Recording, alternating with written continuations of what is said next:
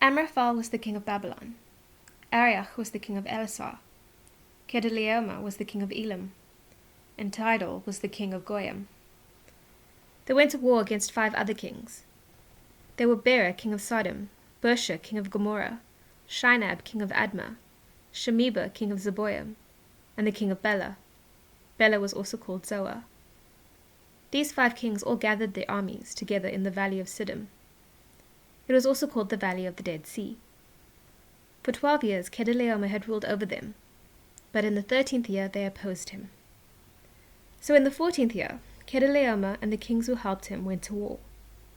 They won the battle against the Rephites in Ashtaroth Karnaim. They also won the battle against the Zuzites in Ham, and the Emites in Sheva Kiriathaim. They did the same thing to the Horites in the hill country of Seir. They marched all the way to Al-Paran near the desert. Then they turned back and went to En-Mishpat. En-Mishpat was also called Kadesh. They took over the whole territory of the Amalekites. They also won the battle against the Amorites who were living in Hazezon Tamar. Then the kings of Sodom, Gomorrah, Admah, Zeboim, and Bela marched out. Bela was also called Zoar. They lined up their armies for battle in the valley of Siddim. They got ready to fight against Kedorlaomer, king of Elam, Tidal, king of Goyim, Amraphel, king of Babylonia, and Arioch, king of Elasar. There were 4 kings against 5. The valley of Siddim was full of tar pits. The kings of Sodom and Gomorrah ran away from the battle. Some of their men fell into the pits, but the rest escaped to the hills. The 4 kings took all the things that belonged to Sodom and Gomorrah. They also took all their food and then left. They carried away Abram's nephew Lot and the things he owned. Lot was living in Sodom at that time. A man escaped and came to report everything to Abram. Abram was a Hebrew. He was living near the large trees of Mamre the Amorite. Mamre was a brother of Eshcol and Aner. All of them helped Abram. Abram heard that Lot had been captured, so he called out his 318 trained men. All of them were sons of his servants. Abram and his men chased their enemies as far as Dan.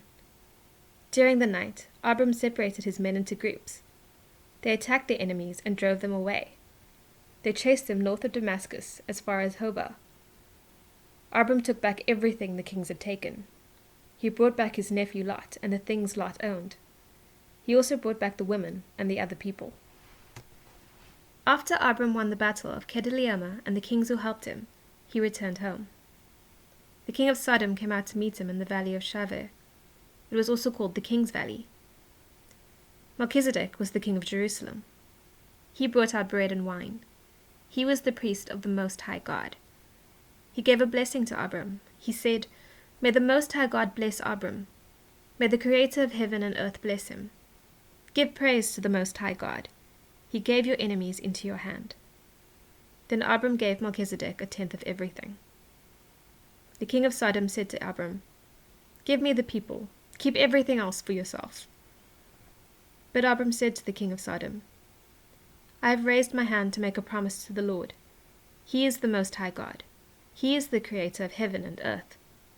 I've said I will not accept anything that belongs to you. I will not take even a thread or the strap of a sandal.